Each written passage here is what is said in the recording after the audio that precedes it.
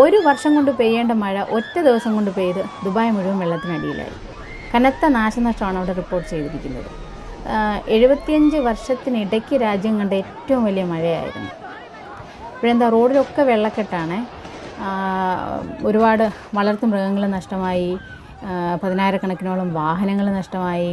അപ്പോൾ ഈ വെള്ളക്കെട്ടൊക്കെ ഇങ്ങനെ ആയതിനാൽ സ്കൂളുകൾക്കും കോളേജിനും അതുപോലെ ഓഫീസിനൊക്കെ അവധിയാണ്. സ്കൂളുകൾക്ക് ഓൺലൈൻ ക്ലാസ് എടുക്കാനും ഓഫീസിനൊക്കെ വർക്ക് ഫ്രം ഹോം ഫോളോ ചെയ്യാനുമാണ് പറഞ്ഞിരിക്കുന്നത്.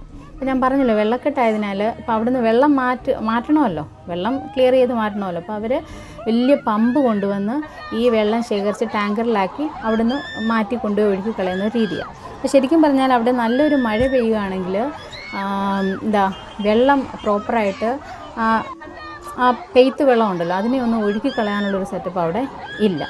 അതുമല്ല, ഞാൻ പറഞ്ഞു, ഇത് സമുദ്രാതിർത്തിയോട് ഈ നമ്മുടെ ഈ റീജിയൻ എന്ന് പറയും UAE, ഇത് സമുദ്രത്തിനോട് ചേർന്ന് കിടക്കുന്നതുകൊണ്ട് വളരെ ആഴത്തിലൊന്നും വെള്ളം ഒഴുക്കി കളയാനും പറ്റത്തില്ല. അങ്ങനെയുള്ള ചില ന്യൂനതകൾ അവിടെയുണ്ട്. അപ്പോൾ എന്തായാലും അതൊരു പ്രതീക്ഷിക്കാത്തൊരു സംഭവമായിപ്പോയി.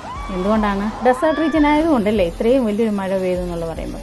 അപ്പം ഇതിന് പല റീസൺസും പറയുന്നുണ്ട്. പ്രധാനമായും 2 കാരണം. ഒന്നെന്ന് പറയുന്നത് ന്യൂനമർദ്ദമാണ്, രണ്ടെന്ന് പറയുന്നത് അവർ കൃത്രിമമായ മഴ പെയ്ച്ചു. അവരങ്ങനെ നോർമലി ഫോളോ ചെയ്യുന്നതാണ് കൃത്രിമമായ മഴ പെയ്ക്കുക, ക്ലൗഡ് സീഡിങ് എന്നാണ് പറയുന്നത്.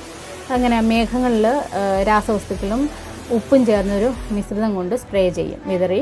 അതിനുവേണ്ടി പ്രത്യേകം വിമാനങ്ങളൊക്കെ ഉണ്ട്. അപ്പോൾ അതിൽ കൊണ്ടുപോയി ഇത് വിതറി ഈ മേഘങ്ങളിൽ അന്തരീക്ഷത്തിലെ ജലകണികളെ തണുപ്പിച്ച് മഴ പെയ്പ്പിക്കുന്ന ഒരു രീതി, കൃത്രിമമായ മഴ പെയ്യ്ക്കുക. അതും ഒരു കാരണമായി എന്നാണ് പറയുന്നത്. എന്തായാലും ഒരു പ്രതീക്ഷിക്കാത്ത ഒരു സംഭവമായിപ്പോയി.